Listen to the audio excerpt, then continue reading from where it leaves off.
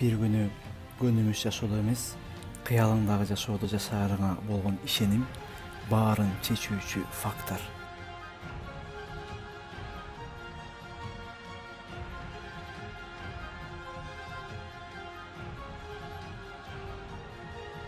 Келечектеги жашооңо кирип, аны толугу менен көрүп, кайра азыркы абалыңа келгенден кийин таптакыр башка жашоо башталат.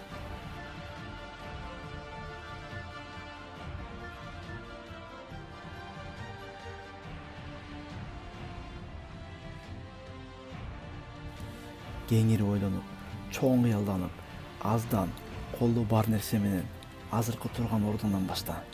Себеби азыркы колуңда болгон нерсе чоң кыялды ишке ашырганга толугу менен жетиштүү.